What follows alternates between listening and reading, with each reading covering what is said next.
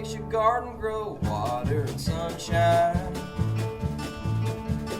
What makes your spirit grow? Knowing that she'll be mine. Well, hello everyone. Welcome to Freedom Homestead. My name is Tangi, and today we are in the homestead kitchen because I got a new toy. Well, it's more of a tool, but I'm really excited to have it and wanted to share with you how I use it for the first time. So this weekend we were driving through South Pittsburgh, Tennessee, which, if you don't know, has a Lodge factory store. Lodge as in Lodge cast iron. And we needed to stretch our legs for a minute, so Parker and I went inside, and if you walk to the right, as soon as you go into the store and you go all the way to the back, there is a factory seconds aisle. So this is products that they've made that might have some sort of flaw. And so generally they have things marked down really cheap there. But there were a few things that I went in hoping to find. One of the things that I was hoping to find that I didn't have, and that was a cast iron kettle. Some of you might know that we are getting a wood stove, and I wanted a cast iron kettle to set on top of it to, release moisture in the air because it can be drying. But they did have two of the things that I was really hoping to find. One of those being a cast iron trivet. Again, this is going to be for our wood stove. That way we don't have to set any pans directly on top of it, but that it will actually have a buffer. So was really, really happy to have this. It was only $6.59. I debated on getting a second one, but I just got this one. And the reason why you all are here today, judging by what I know I'm going to be titling this video, you are here for this. This is my new tool that I got that I am super excited about. This is a Lodge deep dish cast iron skillet. I think this is a 13-inch skillet. But yeah, if every time I make something like sausage gravy or something of that nature, my regular size skillets, I tend to it tends to slosh out a little bit. So I've really been wanting a deep dish cast iron skillet. What I am going to be doing today, and thought I would bring you along, is before I use this for the first time, I need to rinse it, dry it, and season it. So I thought I would bring you guys along in case any of you have never owned cast iron before. Maybe you got some for Christmas and you're not really sure what to do first. So this is what we are going to do. Now this cast iron skillet does come pre-seasoned, but before we use it for the first time, we want to give it a little bit more love. So if you will follow me over to the sink, I'll show you what we do. It's pretty simple. We're just pretty much going to rinse it off. All right, so please pardon the mess behind me. We are in the middle of updating our home, and we've popped a bunch of tiles off the back here, so that's gonna be getting fixed one of these days. And I wish there was a way to hide the ring light glare from my glasses, but it's just not gonna happen, and I can't see very well without them. So I'm just gonna show you what I do. We're over here at the sink. I'm gonna turn this water on to hot, and we're just going to give our skillet a good rinse.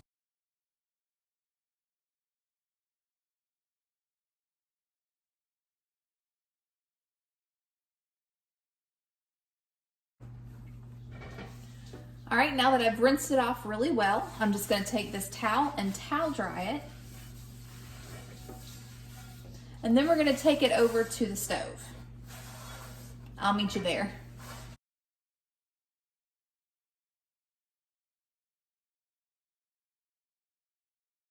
All right, so because water is like the enemy of cast iron as far as like long exposure, we're gonna set this on. We're gonna set this on the stove, and we're gonna turn the heat on like a medium high.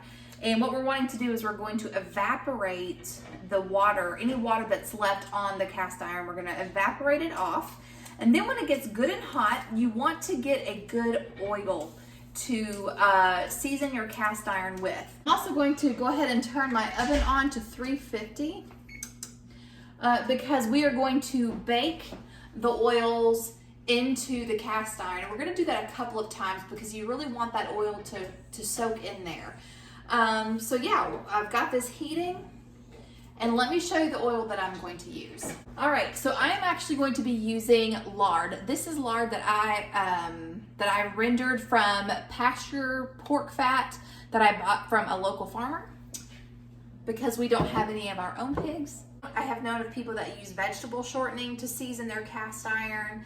I've seen people do it with, this is bacon grease. That's something else I've seen people use. And there's also cast iron conditioners that you can purchase. I have personally never used those. But yeah, this is my fat of choice. I'll either use this or bacon grease.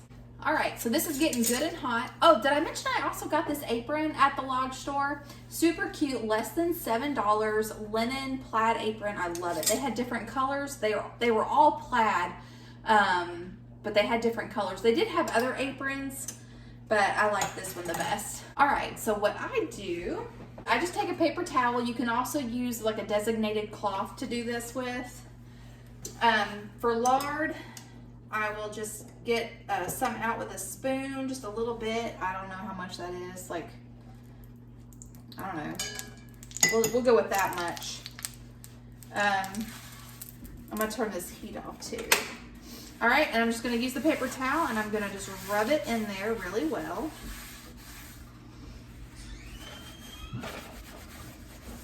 And you wanna do all around the sides. I think I do need a little bit more.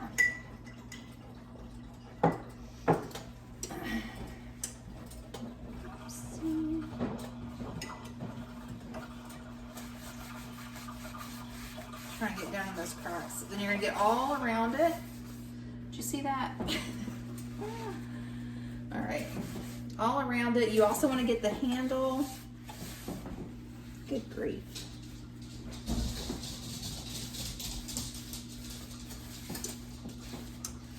But seasoning it this way is what makes your cast iron, it's what makes your cast iron non-stick. Okay, I'm gonna turn this over. Just really get it all over really good. Beautiful.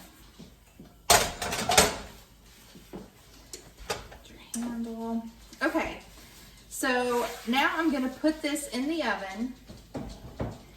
I'm going to put this in the oven upside down because if you put it in this way, all the oil, if you have excess, will run down into the middle and kind of pull in the center, and you don't want that. So we're going to turn it upside down, and that way any of the excess can just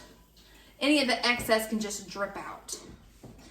So we're actually going to do that twice. We're going to leave this in there for about an hour, pull it out, let it cool a little bit, do another coating of our lard, put it back in the oven upside down to bake for another hour, and then we'll be ready to use it. I am going to put a cookie sheet underneath it so any excess oil doesn't drip down onto my elements.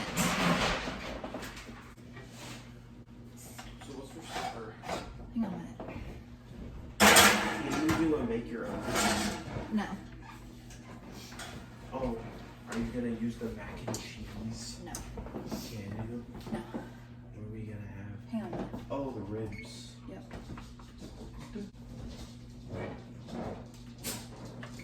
All right, so we're gonna come back when this is done and I'll show you what it looks like.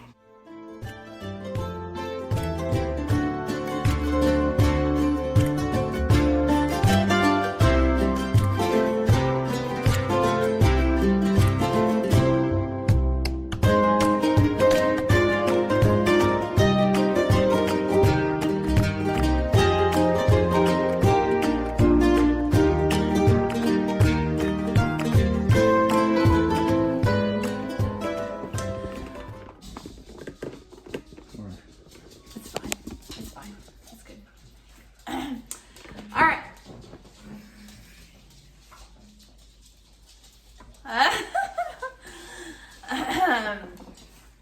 All right, guys. So I just pulled this. Look out, George. All right, I just pulled this out of the oven. Never mind the dirty dishes. We just ate dinner. I just got this out of the oven. So it has been seasoned twice with the lard. And so now I'm just gonna show you really quick. I'm gonna cook an egg on here really fast and show you how non-stick it is. So let's try this out. Just gonna do a little bit of bacon grease. Since we just ate, I'm not gonna eat this. I'll probably give it to the dogs. We had a really good dinner. I made ribs that I got on sale at Aldi. They were 50% off. And I made a bacon pie and coleslaw, and it was really good. Let's put a little bit more bacon grease in there. Don't need a lot. So I've got this on medium heat.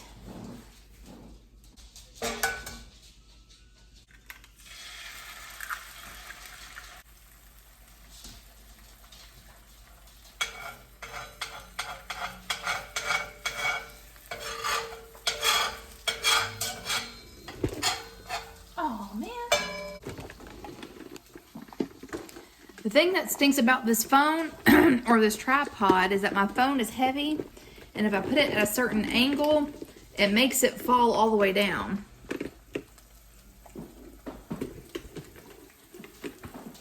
Are you going? No. Okay. All right.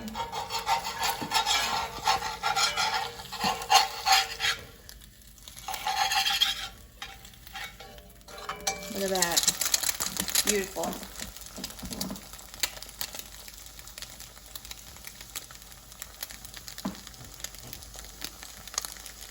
Go ahead and turn this off, and we'll just use the residual heat to finish the egg. So some skillets you can buy that are not seasoned. In that case, you're gonna want to coat it with the oil and bake it probably 6-7 times just to get a good coat on there. But again, this was pre-seasoned, and so I just did it the 2 times. This is about ready. I think this is about how Bo likes his eggs cooked. So let me get a plate. Well, the egg is running. All right, so perfect. We have just a little bit of egg left here in the bottom. As you can see, it just comes right up. So now my new skillet is ready to use, and I am very excited. Y'all know that I love getting a good deal, and I love me some cast iron. So, and I know Jack is probably looking forward to using this over an open fire. But anyway, all right, so I hope you guys found this helpful. So if you got some brand new cast iron that you found in a store, or maybe you got it for as a gift and you weren't sure how to break it in, that's how you do it. Super easy. So that's all I've got for you guys today. Until next time, remember to be vigilant, to be prayerful, and be prepared, and we'll catch you in the next one. God bless. Bye, guys.